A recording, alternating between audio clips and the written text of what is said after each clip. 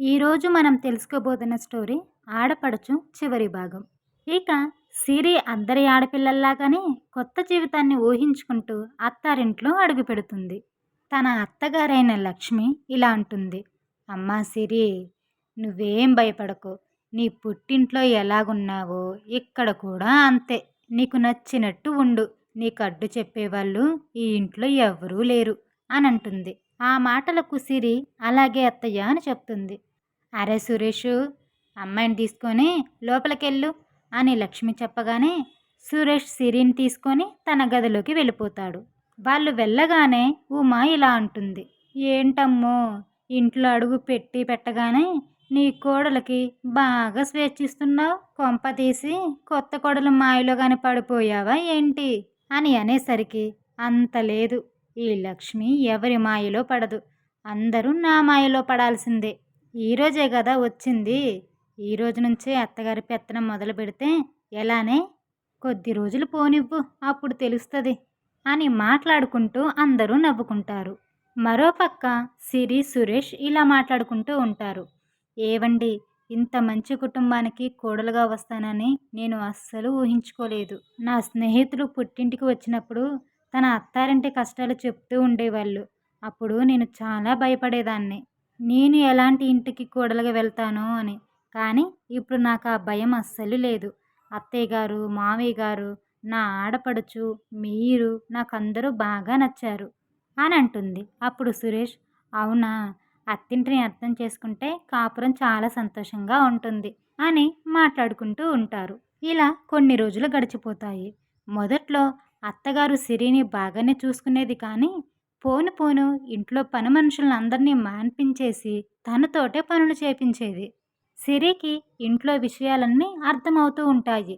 అత్తమామలు కూతుర్ని ఎక్కువగా ప్రేమగా చూసుకోవడం, తను అడిగినప్పుడల్లా డబ్బు ఇవ్వడం, ఇవన్నీ ఒక పక్క గమనిస్తూనే ఉంటుంది. కానీ అత్తామామలకి ఎప్పుడు ఎదురు చెప్పకుండా వాళ్ళు చెప్పిన పని అంతా చేసుకుంటూ పోయేది. ఇలా కొన్ని రోజులు గడిచిపోయిన తర్వాత ఒకరోజు తన ఆడపడుచు ఉమా ఇంటికొస్తుంది. అమ్మా ఉమా, బాగున్నావా తల్లి? ఇదేనా రావడం? ఒక్కదానివే వచ్చామే, అల్లుడు గారిని కూడా తీసుకురాకపోయావా? రారా కూర్చో అని కూతుర్ని ప్రేమగా పలకరించి కూర్చోబెడుతుంది. ఏమి లేదమ్మా, కొంచెం పనుండి వచ్చాను అని అంటుంది ఉమా. సరే, మనం మాట్లాడుకుందాం కానీ ఇదిగో అమ్మాయి సిరి, సిరి, నా కూతురు వచ్చింది నీకు కనపడట్లేదా? అది వచ్చి ఇంతసేపు అవుతున్నా కనీసం కాఫీ తీసుకొద్దామన్న ఇంగితం కూడా లేదా నీకు? ఇంటికొచ్చిన ఆడపడుచుని ఎలా చూసుకోవాలో కూడా తెలీదు అని కోపంగా అరుస్తూ ఉంటే, వస్తున్నానత్తయ్య అని గబగబా తీసుకొచ్చి వాళ్ళందరికీ కాఫీ ఇస్తుంది.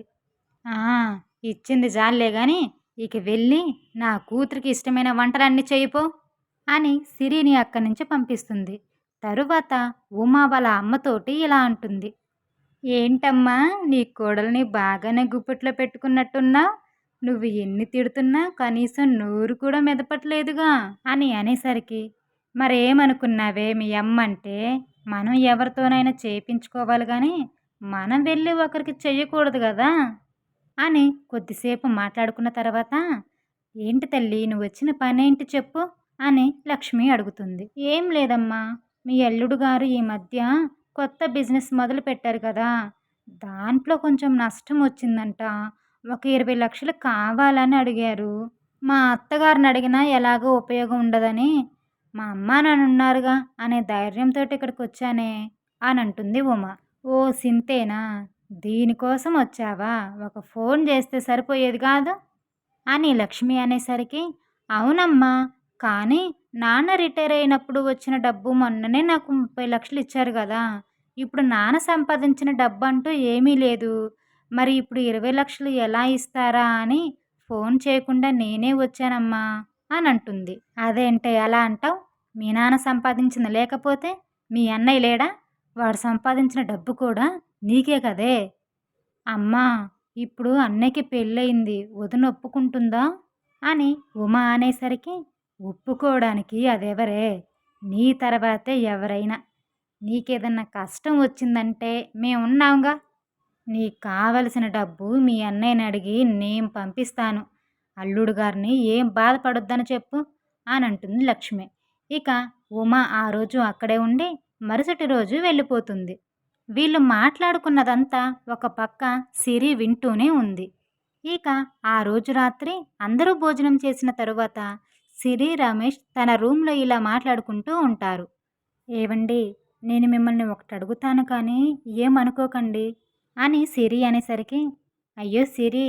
ఏమడగాలనుకుంటున్నావో మొహమాటం లేకుండా అడుగు పర్లేదు అని సురేష్ అంటాడు. ఏం లేదండి. అత్తయ్య గారికి మీకంటే కూడా మీ చెల్లెల మీద ఎక్కువ ప్రేమున్నట్టుంది. నేను పెళ్ళైన దగ్గర నుంచి గమనిస్తూనే ఉన్నాను. తను చాలా సార్లు వచ్చి తనకు అవసరమున్నా లేకపోయినా ఎంతో కొంత డబ్బు తీసుకెళ్తూనే ఉంది. అది వాళ్ళ అవసరానికైతే పర్వాలేదు. కానీ అనవసరంగా అత్తయ్యని, మామయ్యని ఉమా మోసం చేస్తుందేమో అనిపిస్తుందండి అని సిరి అనేసరికి, ఓహ్! దీని గురించా నువ్వడిగేది? నువ్వు మా ఇంటికి వచ్చినప్పుడే నీకు చెప్దామనుకున్నాను. కానీ సందర్భం రాక చెప్పలేదు. అవును సిరి, అమ్మా నాన్నకి చెల్లంటేనే ఎక్కువ ఇష్టం.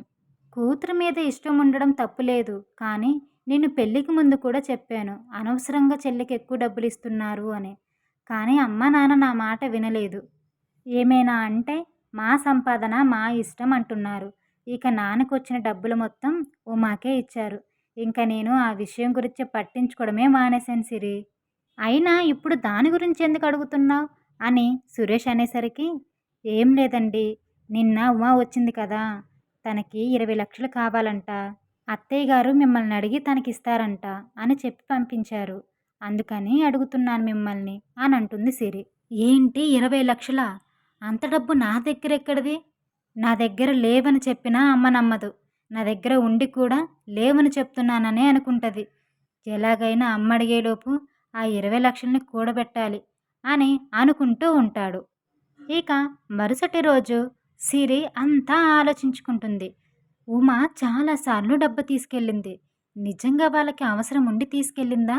లేదా ఇప్పుడు కూడా అన్నయ్య గారికి బిజినెస్‌లో లాస్ వచ్చిందంటుంది. అసలు వాళ్ళు బిజినెస్ ఎప్పుడు పెట్టారు? అని తనలో తాను అనుకొని ఎవరికీ తెలియకుండా ఉమా వాళ్ళ ఊరు వెళ్ళి అంతా ఎంక్వైరీ చేస్తుంది.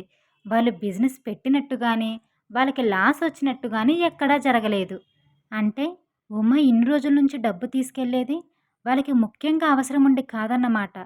అత్తయ్యని, మావయ్యని ఏదో ఒక వంక చెప్పి వాళ్ళని మోసం చేసి తీసుకెళ్తుంది. నేను ఇప్పుడు కూడా నోరు విప్పకపోతే ఇది ఎక్కడి దాకా వెళ్తుందో కూడా తెలీదు. పాపం ఆయనేమో డబ్బు లేకపోయినా వాళ్ళు అడిగిందంతా ఇస్తూనే ఉన్నారు అని అనుకుంటూ ఉంటుంది. ఇలా 2 రోజులు గడిచిపోతాయి. ఆ రోజు ఉదయం సురేష్ ఆఫీస్‌కి వెళ్తుంటే లక్ష్మి సురేష్‌ని పిలిచి, అరే సురేషు, మొన్న చెల్లొచ్చి వెళ్ళిందిరా. బావ ఏదో బిజినెస్ పెట్టి లాస్ పోయాడంట. 20,00,000 కావాలని వచ్చిందిరా. మనం పుట్టింటి వాళ్ళం. మనం గాకపోతే దానికి ఎవరు సహాయం చేస్తారు చెప్పు? ఆ 20,00,000 ఏదో చూసి మాకిస్తే దానికి కబురు పంపిస్తాం. అదొచ్చి తీసుకెళ్తది అని అంటుంది లక్ష్మి. పాపం సురేష్ దగ్గర డబ్బు లేక కంగారు పడుతూ ఉంటాడు. అప్పుడు సిరి కలగజేసుకొని ఇలా అంటుంది. అత్తయ్య, మీ అబ్బాయి దగ్గర ఇప్పుడంత డబ్బు లేదత్తయ్య. వాళ్ళ స్నేహితులందరినీ అడిగి చూశాడంట. కానీ ఇంత తక్కువ టైంలో అంత పెద్ద మొత్తం డబ్బంటే సమకూర్చలేకపోయారు. అయినా ఉమా మీకు అబద్ధం చెప్పిందత్తయ్య. వాళ్ళసలు బిజినెస్సే పెట్టలేదు. వాళ్ళకి 20,00,000 అవసరమే లేదు అని సిరి అనేసరికి లక్ష్మి కోపంగా, ఏం మాట్లాడుతున్నావు నువ్వు? నిన్న కాక మొన్నొచ్చావు. అయినా వాణ్ణడుగుతుంటే నీ నోరులేస్తుందేంటి? ఇంతలోకి వాడి నోటికి తాళం వేసి తాళం నీ చేతిలో పెట్టుకున్నావా? నా కూతురు నన్నెందుకు మోసం చేసిద్ది? నా కూతురి మీదే నిందలేసే అంత గొప్పదానివయ్యావా నువ్వు? ఈరోజు అది మోసం చేసిందంటున్నావు. రేపు మా మీద ఏదో ఒక నిందలు మోపి ఇంటి పెత్తనం అంతా నువ్వు తీసుకోవాలని చూస్తున్నావా? నా కొడుకుని నువ్వు గుప్పిట్లో పెట్టుకుందాం అనుకుంటున్నావా? నువ్వేంట్రా అబ్బాయి, నీ చెల్లిని అది అన్నిన్ని మాటలంటుంటే బెల్లం కొట్టిన రాయిలాగా అలాగే నిలబడ్డావు. దాని చెంప పగలగొట్టి ఇంట్లో నుంచి గెంటేయక అలానే చూస్తావేంట్రా అని లక్ష్మి అనేసరికి, అమ్మా సిరి చెప్పింది నిజమే. చెల్లి వాళ్ళు అసలు బిజినెస్ అంటూ ఏమీ పెట్టలేదు. తన వాళ్ళ ఊరు వెళ్ళి కనుక్కొనొచ్చింది అని సురేష్ అనేసరికి, వామ్మో వామ్మో, మొగుడు పిల్లలు ఇద్దరూ కలిసి ఎన్నెన్ని మాటలు అంటున్నారా? ఇప్పుడే దాని మాటలు వింటున్నావంటే నువ్వు రేపొద్దున దాని మాటలిని మమ్మల్ని అసలు ఇంట్లో ఉంచుతావా? మీ దగ్గర ఉండి మీతో మాటలు పడే కంటే నా కూతురి దగ్గరికి వెళ్ళడం మంచిది. అది మమ్మల్ని బంగారంలాగా చూసుకుంటది అని సురేష్, సిరి ఎంత బతిమలాడుతున్నా వినిపించుకోకుండా లక్ష్మయ్య అక్కడి నుంచి వెళ్ళిపోతారు. వాళ్ళు వెళ్ళిపోయాక, ఏవండి నన్ను క్షమించండి. అత్తయ్య వాళ్ళు ఇలా చేస్తారని అనుకోలేదు. ఉమా గురించి ఇప్పుడైనా వాళ్ళకి తెలియాలని చెప్పాను కానీ వాళ్ళింట్లో నుంచి వెళ్ళిపోతారనుకోలేదండి. పదండి మనం వెళ్ళి అత్తయ్య వాళ్ళ కాళ్ళ మీద పడి క్షమించమని అడిగి వాళ్ళని తీసుకొద్దాం అని సిరి అనేసరికి, ఇప్పుడొద్దు సిరి, వాళ్ళు చాలా కోపం మీద ఉన్నారు. మనమేం చెప్పినా వినిపించుకోరు. రేపు ఉదయాన్నే వెళ్ళి అమ్మని నాన్నే తీసుకొద్దాం. నువ్వేం ఆలోచించకుండా పడుకో అని అంటాడు.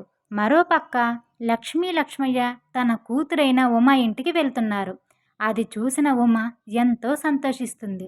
చూసారా అండి, మన కూతురు మనం వస్తున్నామని ఎంత సంతోషపడుతుందో. అది కూతురంటే. వాడున్నాడు ఎందుకు అని మాట్లాడుకుంటూ ఉమ ఇంటికి వస్తారు. రామ్మా, రా నాన్న అని ఇద్దరిని లోపలికి తీసుకెళ్ళి కూర్చోబెడుతుంది. ఏవండి, త్వరగా రాండి, మా అమ్మా నాన్న మనం అడిగిన 20 లక్షలు తీసుకొచ్చారు. అయినా ఏంటమ్మా ఇంత కష్టపడి మీరు అక్కడి నుంచి రావడం ఎందుకు? ఫోన్ చేస్తే నేనే వస్తాను కదా. సరేలే, ఎలాగా వచ్చారు కదా, ఏవి డబ్బులు ఇవ్వండి అని ఉమా అనేసరికి లక్ష్మయ్య మొహం చూసుకుంటారు. మేము డబ్బేం తీసుకురాలేదమ్మా. మీ అన్నయ్యని మేము డబ్బులు అడిగామే. అసలు మీరు బిజినెస్సే పెట్టలేదంట. మీకు డబ్బే అవసరం లేదంట. మీ వదిన వచ్చి ఇదంతా ఎంక్వైరీ చేసిందంటే అని నీ మీద నిందలేశారు. అన్నన్ని మాటలు నిన్నన్న తర్వాత ఇంకా ఆ ఇంట్లో మేము ఉండదలుచుకోలేదు. ఇంకా మా జీవితాంతం నీ దగ్గరే ఉండి సంతోషంగా ఇక్కడే ఉండాలనుకుంటున్నాం తల్లి అని లక్ష్మి అనేసరికి, ఏంటమ్మా మీ జీవితాంతం ఇక్కడే ఉంటారా? మీ దగ్గర ఒక చిల్లి గవ్వ లేదు. కనీసం ఆ ఇల్లు కూడా మీ పేరు మీద లేదు. మీరడిగితే మీ కొడుకు ఎలాగో డబ్బులివ్వడు. ఇంక మీరిక్కడుండి ఏం చేస్తారు? మిమ్మల్ని మేపి మాకు డబ్బు దండగ తప్ప అని ఉమా అనేసరికి ఒక్కసారిగా ఇద్దరూ ఆశ్చర్యపోతారు. ఏంటే, ఏం మాట్లాడుతున్నావు నువ్వు? తిండి దండగంటున్నావేంటి? మరి కాకేంటమ్మా? మీ దగ్గర ఇన్ని రోజులు నాన్న డబ్బుంది కాబట్టి వచ్చి ఏదో ఒకటి చెప్పి డబ్బు తీసుకున్నాను. ఇక మీ దగ్గర డబ్బే లేనప్పుడు మీరెందుకే నాకు అని అంటుంది. అప్పుడు లక్ష్మి, చీచి, అసలు నువ్వు కూతురివేనా? అన్నయ్య కంటే కూడా నిన్నే బాగా చూసుకున్నాం. చిన్నప్పటి నుంచి నిన్ను నెత్తిన పెట్టుకొని పెంచామే. నువ్వు అడిగినప్పుడల్లా డబ్బు కాదనకుండా ఇచ్చాము. మా ప్రాణం కంటే ఎక్కువ చూసుకున్నావు నిన్ను. కానీ నువ్వు డబ్బు కోసం మమ్మల్ని మోసం చేస్తావా? ఇప్పుడు డబ్బు లేదని మమ్మల్ని నీ ఇంట్లో ఉండొద్దంటున్నావా? అయినా తప్పు నీది కాదే. బంగారం లాంటి నా కొడుకుని కోడల్ని కాదని ఇక్కడికి వచ్చాము చూడు. వాళ్ళు చెప్తున్నా వినకుండా నీ మీద నమ్మకం పెట్టుకున్నాం చూడు. మాకు బాగా బుద్ధొచ్చింది. నేనెన్ని మాటలన్నా ఎంత చిత్రహింసలు పెడుతున్నా ఒక్క మాట కూడా తిరిగి అనలేదు నా కోడలు. దాని దగ్గర ఒక మూల నుండి ఒక ముద్ద తినటం మంచిది నీ దగ్గర ఉండే కంటే. ఇంకెప్పుడు నువ్వు మా ఇంటికి రావద్దు, మేము నీ ఇంటికి రాము అని చెప్పి బాధగా లక్ష్మి అక్కడి నుంచి వెళ్ళిపోతారు. ఇక ఇంటికి వెళ్ళి, అమ్మా సిరి, నన్ను క్షమించు తల్లి. నిన్ను ఎన్ని తిప్పలు పెట్టినా కూడా ఒక్క మాట కూడా అనలేదు నువ్వు. నా కన్న కూతురు ఎన్నెన్ని మాటలని మమ్మల్ని ఇంట్లో నుంచి గెంటేసింది. కానీ నువ్వు మమ్మల్ని తల్లిదండ్రులాగా చూసుకున్నావు అని అంటుంది. అయ్యో అత్తయ్య, మీరు నన్ను క్షమించమని అడగటం ఏంటి? అసలేం జరిగింది అత్తయ్య అని సిరి అడిగితే అక్కడ జరిగింది మొత్తం చెప్తారు. మమ్మల్ని ఇంట్లో నుంచి పంపించొద్దమ్మా. మేము ఒక మూలనుంటాం తల్లి. మాకు సమయానికి ఒక ముద్దబడేయమ్మా అని లక్ష్మి కన్నీరు కారుస్తుంది. అయ్యో అత్తయ్య, మీరు అలా అడగటం ఏంటి? మీరు ఈ ఇంటికి యజమానురాలు. అత్తయ్య మామయ్యగా ఈ ఇంటికి పెద్ద దిక్కుగా మీరు ఎప్పుడూ ఉండాలి. ఈ ఇంట్లో పెత్తనం మీదే ఉండాలి. ఉమా గురించి మీకు తెలియడం కోసం అలా చెప్పాను కానీ మీరు ఇంట్లో నుంచి వెళ్ళిపోతారనుకోలేదు అత్తయ్య. నిజానికి మిమ్మల్ని క్షమించమని నేను అడగాలి అని అంటుంది. అప్పుడు లక్ష్మయ్య, అమ్మా తల్లి, నీదెంత గొప్ప మనసు. ఇక నుంచి కూతురువైనా కోడలువైనా నువ్వేనమ్మా. ఇక ఆ రోజు నుంచి లక్ష్మి, లక్ష్మయ్య తన కొడుకు, కూతుర్ని ఎంతో ప్రేమగా చూసుకుంటూ ఉంటారు. అందరూ కలిసి చాలా సంతోషంగా ఉంటారు. మరోపక్క ఉమ డబ్బుందన్న గర్వంతో ఆ ఇంటిని తన పేరు మీదే రాపించుకొని ఇంట్లో నుంచి అత్తగారిని, మరిదిని పంపించేస్తుంది. ఇక తన భర్త తను పనిచేసే ఆఫీస్ సీక్రెట్స్ అన్నీ వేరే ఆఫీస్కి తెలియచేసేది ఇతనేనని తెలిసి అతన్ని జాబ్లో నుంచి తీసేస్తారు. ఉన్న డబ్బంతా ఆడంబరాలకి ఖర్చు పెట్టుకొని ఆస్తి మొత్తం కాజేసుకుంటారు. ఇక తల్లిదండ్రుల దగ్గరికి పోయే మొహం లేక కూలి పని చేసుకుంటూ బ్రతుకుతారు ఇద్దరు. ఆడపడుచు స్టోరీ సమాప్తం. ఈ స్టోరీ మీకు ఎలా అనిపించిందో కామెంట్ చేయండి. నచ్చితే లైక్ చేయండి. ఇంకా ఇలాంటి మరిన్ని మోరల్ స్టోరీస్ కోసం మా ఛానల్ని సబ్స్క్రైబ్ చేయండి.